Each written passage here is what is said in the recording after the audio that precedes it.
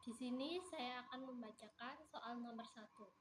Pada tanggal 1 November 2025, PT Jaya Abadi membeli peralatan kantor secara kredit sebesar 120 juta dengan menerbitkan wesel bayar atau notes payable 9 bulan berbunga 10% per tahun. Soal, buatlah jurnal pada tanggal 1 November 2025, buatlah jurnal penyesuaian pada tanggal 31 Desember 2025 di akhir periode keuangan, dan buatlah jurnal saat pelunasan wesel pada tanggal 1 Agustus 2026. Pembahasan dari jurnal. Jurnal untuk 1 November 2025. Peralatan kantor pada wesel bayar sebesar 120 juta. Pada 31 Desember 2025, jurnalnya berbunyi beban bunga pada utang bunga sebesar 2 juta, yang dimana angka 2 juta itu berasal dari 120 juta dikali 10% dikali 2 per 12. Selanjutnya, jurnal pada 1 Agustus pada saat pelunasan wesel dan sisa bunga 7 bulan.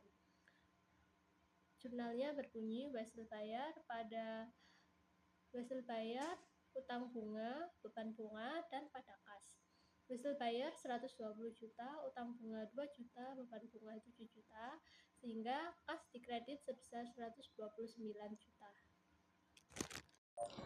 Baik, di sini saya akan membahas mengenai soal provisi. PT Cahaya Teknologi menjual 15.000 unit laptop selama tahun 2025 dan memberikan garansi servis selama 1 tahun kepada pelanggan. Berdasarkan pengalaman tahun sebelumnya, perusahaan memperkirakan yang pertama 75% produk tidak mengalami kerusakan, yang kedua 20% produk mengalami kerusakan ringan dengan biaya servis 200.000 per unit, yang ketiga 5% produk mengalami kerusakan berat dengan biaya penggantian 800.000 per unit. Pada akhir tahun 2025, perusahaan ingin mengakui provisi garansi berdasarkan estimasi biaya yang akan terjadi di masa mendatang. Nah, pertanyaannya yang pertama, hitung total provisi garansi yang harus diakui perusahaan. Yang kedua, buatlah jurnal pencatatan provisi garansi. Yang ketiga, jika selama tahun 2025 realisasi biaya garansi sebesar 250.000, berapa saldo akhir akun liabilitas garansi? Selanjutnya yaitu penyelesaian dari soal provisi. Yang pertama, menghitung kerusakan ringan terlebih dahulu. Diketahui presentase kerusakan ringan sebesar 20% dari total penjualan 15.000 unit laptop. Maka perhitungannya adalah 20% dikali 15.000 unit sehingga diperoleh 3.000 unit laptop yang diperkirakan mengalami kerusakan ringan. Kemudian 3.000 unit tersebut dikalikan biaya servis sebesar Rp200.000 per unit. Jadi 3.000 dikali Rp200.000 sama dengan Rp600 juta. Selanjutnya, menghitung kerusakan berat. Diketahui presentase kerusakan berat sebesar 5% dari total 15.000 unit laptop. Maka 5% dikali 15.000 unit menghasilkan 750 unit laptop yang diperkirakan mengalami kerusakan berat. Kemudian 750 unit dikalikan biaya penggantian sebesar Rp800.000 per unit. Jadi 750 dikali Rp800.000 sama dengan Rp600 juta. Setelah itu, total provisi garansi dihitung dengan menjumlahkan biaya kerusakan ringan dan kerusakan berat, yaitu Rp600 juta ditambah Rp600 juta sehingga total provisi garansi sebesar Rp1,2 miliar. Kemudian, jurnal yang dicatat perusahaan adalah beban garansi didebit sebesar Rp1,2 miliar dan liabilitas garansi dikredit sebesar Rp1,2 miliar. Terakhir, untuk menghitung saldo akhir liabilitas garansi, total provisi garansi sebesar Rp1,2 miliar dikurangi realisasi biaya garansi sebesar Rp250 juta, sehingga saldo akhir liabilitas garansi adalah Rp950 juta. Baik, di sini terdapat contoh soal dari kontingensi. PT Tekno Mandiri meluncurkan produk gawai baru pada tahun 2025 dan memberikan garansi perbaikan gratis selama 1 tahun sejak tanggal pembelian. Sepanjang tahun 2025, perusahaan berhasil menjual sebanyak 20.000 unit gawai. Berdasarkan pengalaman industri dan tata teknis, manajemen membuat estimasi probabilitas kerusakan sebagai berikut. Yang pertama, 80% dari gawai yang terjual tidak akan mengalami kerusakan atau biaya perbaikan sebesar Rp0. Yang kedua, 15% dari gawai yang terjual diperkirakan mengalami cacat ringan dengan biaya perbaikan rata-rata Rp150.000 per unit. Yang ketiga, 5% dari gawai yang terjual diperkirakan mengalami cacat berat dengan biaya perbaikan atau penggantian rata-rata sebesar Rp600.000 per unit. Pertanyaannya, yang pertama, hitunglah total nilai kewajiban diestimasi atau provision garansi yang harus diakui oleh PT Tekno Mandiri pada laporan keuangan akhir tahun 2025 menggunakan metode nilai ekspektasi atau expected value. Yang kedua, jika sepanjang tahun 2025 ternyata sudah ada pelanggan yang melakukan klaim realisasi garansi dengan total biaya aktual sebesar 350 juta, berapakah saldo akhir akun liabilitas garansi pada laporan posisi keuangan per 31 Desember 2025? Baik, di sini merupakan penyelesaian dari soal kontingensi. Nah, yang pertama tadi kan perintahnya menghitung total nilai kewajiban diestimasi garansi awal.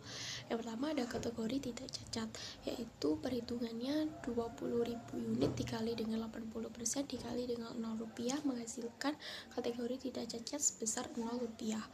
Kemudian yang kedua, kategori cacat ringan. Perhitungannya yaitu 20.000 unit dikali dengan 15% dikali dengan 150.000 yang menghasilkan kategori cacat ringan sebesar 450 juta. Kemudian yang ketiga, kategori cacat berat. Perhitungannya yaitu 20.000 unit dikali dengan 5% dikali dengan 600.000 dan menghasilkan kategori cacat berat sebesar 600 juta. Kemudian kita dapat menghitung total kewajiban diestimasi garansi yang diakui yaitu Rp0 ditambah dengan 450 juta ditambah dengan 600 juta yang menghasilkan sebesar 1.050 juta.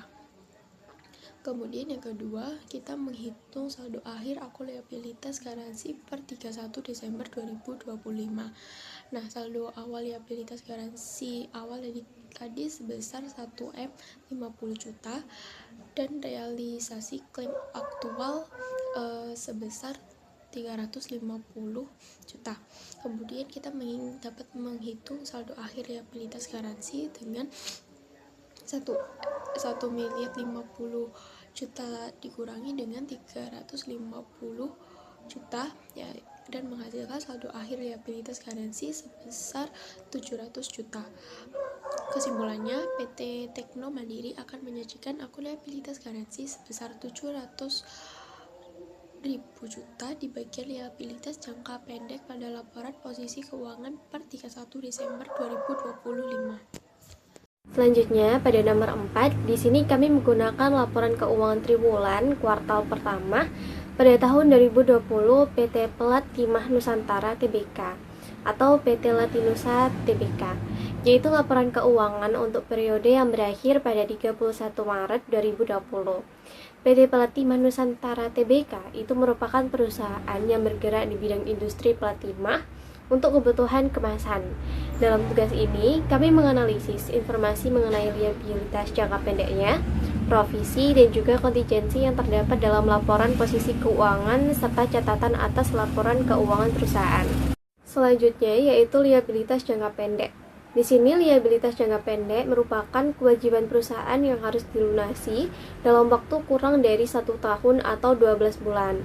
Dan berdasarkan laporan posisi keuangan pada 1/2 schedule yang termasuk liabilitas jangka pendek yaitu pertama ada pinjaman jangka pendek yaitu sebesar 77.403 US dollar. Kemudian ada utang usaha pihak ketiga yaitu sebesar 10.828 US dollar. Kemudian ada utang usaha pihak berelasi yaitu sebesar 13.836 US dollar. Dan kemudian ada utang lain-lain pihak ketiga sebesar 347.000 US dollar.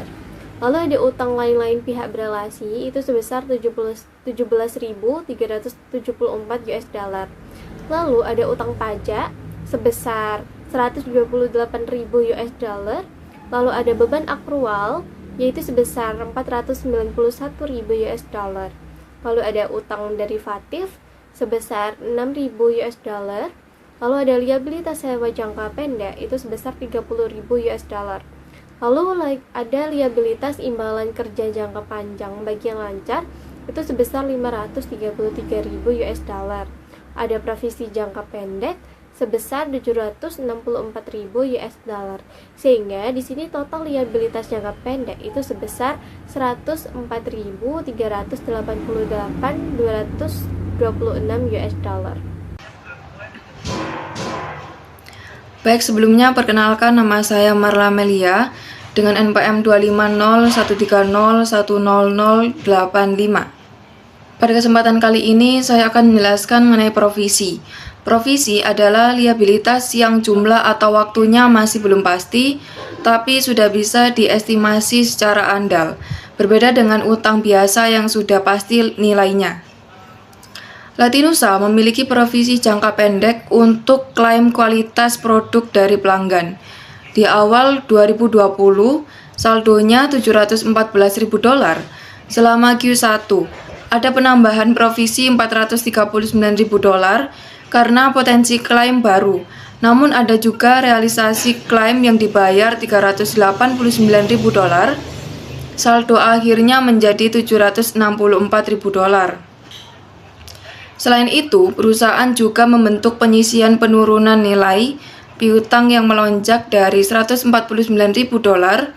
menjadi $938.000.